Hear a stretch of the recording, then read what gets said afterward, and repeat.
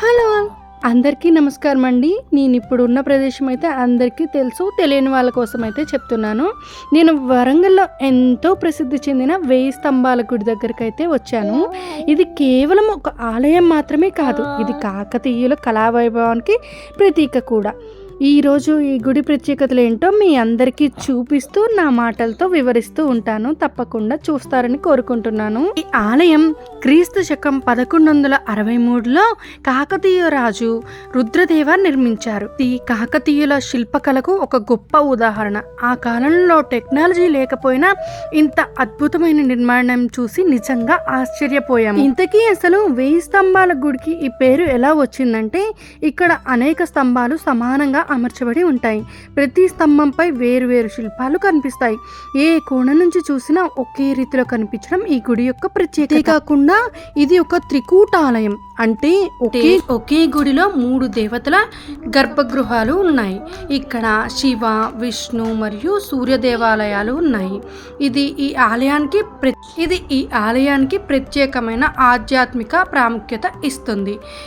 ఇక్కడ ముందు ఉన్న ఈ నంది విగ్రహానికి వస్తే ఇది చూడటానికి 2 కళ్ళు కూడా సరిపోవు, అంత పెద్దగా ఉంటుంది. ఇంకొక విచిత్రమైన విషయం ఏమిటంటే, ఈ నంది విగ్రహం మొత్తాన్ని కూడా ఒకే రాతితో చెక్కబడిందట. ఎంతో ప్రాముఖ్యంగా, ఎంతో చక్కగా ఎక్కడి నుంచి చూసినా మెరిసేలాగా పాలిష్ చేయబడింది. ఈ నంది శిల్పం కాకతీయుల శిల్పులు నైపుణ్యాన్ని చూపిస్తుంది. ఈ గుడి నక్షత్రాకార వేదికపై నిర్మించబడింది. ప్రస్తుతం ఇది ఆర్కియలాజికల్ సర్వే ఆఫ్ ఇండియా సంరక్షణలో ఉంది.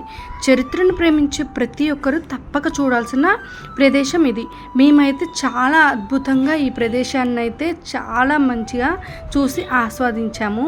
మాకైతే చాలా మంచిగా అనిపించింది. చూస్తున్న ప్రతి ఒక్క స్తంభం మీద ఒక్కొక్క స్తంభం మీద ఒక్కొక్క రాతి కట్టడం, ఇవన్నీ చూసి చాలా బాగా అనిపించింది. ఎన్నిసార్లు వరంగల్ వచ్చినా ఇది ఎలా మిస్ అయ్యాము అనిపించింది. కానీ ఖచ్చితంగా ఈసారి అయితే వెళ్ళాలి అన్న తాపత్రయంతో వచ్చేసాము. అండ్ నెక్స్ట్గా అయితే భద్రకాళి టెంపుల్ని కూడా దర్శించుకున్నాము. వీడియోకు మీరు మంచిగా రీచ్ ఇచ్చినట్టయితే, లైక్స్ చేస్తే, సబ్స్క్రైబ్ చేస్తే నేను ఆ వీడియోని కూడా పోస్ట్ చేస్తాను. మేము వెళ్ళిన టైంలోనే స్కూల్ పిల్లల్ని కూడా తీసుకొని వచ్చారు. అక్కడ నియర్ బై ఉన్న స్కూల్లో పిల్లల్ని. ఇంకా పిల్లలు కూడా సరదాగా ప్రతి ఒక్కదాన్ని చూస్తూ ఆస్వాదిస్తున్నారనమాట. ప్రతి ఒక్క స్తంభంపై డిఫరెంట్గా అయితే చెక్కి ఉంచారు. అండ్ మనం చూసుకోవచ్చు, ఈ విధంగా చాలా బాగుంది. అండ్ కొంచెం ఏజ్డ్ పర్సన్స్ వస్తే ఆ మెట్లు అవి ఎక్కడం అనేది చాలా కష్టంగా ఉంది. నిజంగా 1000 స్తంభాలు ఉన్నాయో లేవో నాకు తెలియదు, నేను కౌంట్ చేయలేదు. కానీ ఒక్కొక్క స్తంభం మీద అయితే దాని మీద కౌంటింగ్ అయితే ఉంది. నిజానికి ఉన్నాయా లేవా అనేది కౌంటింగ్ చేయడం అక్కడ చాలా కష్టమే. అండ్ మీ అందరికీ తెలుసు, ఇది వర్షం మూవీ కూడా ఇక్కడే తీశారని మీ అందరికీ తెలుసు. సో ఇక్కడ మా వాళ్ళు అయితే కొంచెం సేపు కూర్చుందామని మా వారు అండ్ ఐషు అండ్ పండు అయితే కూర్చున్నారు. ఇంకా హాయ్ చెప్తున్నారు. ఇక్కడ స్కూల్ పిల్లలు కూడా ఐషు పండు దగ్గరికి వచ్చి హాయ్ అని చెప్పి బుగ్గలు గిల్లేసి వెళ్తున్నారు.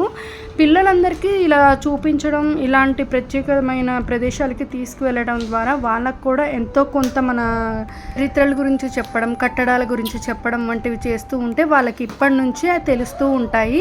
అంటే మరీ మా చిన్నపిల్లల్ని తీసుకొని వెళ్ళాం, వీళ్ళకేం తెలుస్తుంది అని అనుకోవద్దు. మనం ఈ ఏజ్ నుంచి అన్నీ చెప్తూ ఉంటేనే అన్నీ తెలుస్తాయి. అలా అని నేను మరీ ఇంత చిన్న పిల్లల్ని తీసుకొని వెళ్ళండి అని చెప్పట్లేదు. ఇలా స్కూల్ పిల్లల్ని తీసుకొని వచ్చారు కదా, ఇదైతే నాకు బాగా నచ్చింది.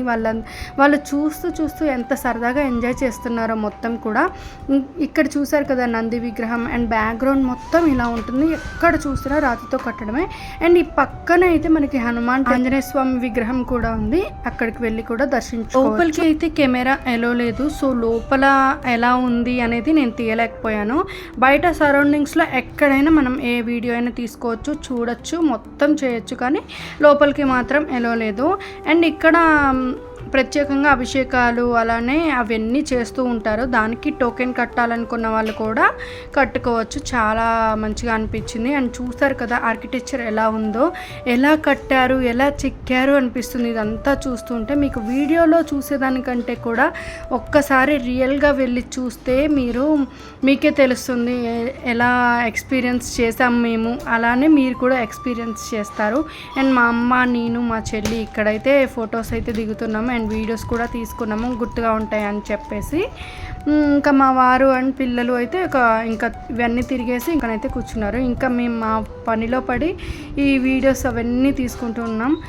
ఇదే నేను చెప్పిన ఆంజనేయ స్వామి టెంపుల్ అయితే ఇక్కడ దర్శించుకుంటున్నారు. సరౌండింగ్స్ మొత్తం కూడా ఇలానే ఉంటుంది, ఎక్కడా కూడా మనకి వేరే డిఫరెంట్గా ఏం కనిపించదు. మొత్తం రాతితో కట్టబడిన కట్టడమే. చాలా పెద్ద ప్లేస్లో అయితే ఉంది. చెప్పాను కదా చిల్ అవుతున్నారు మా వాళ్ళు కూర్చొని అని చెప్పి.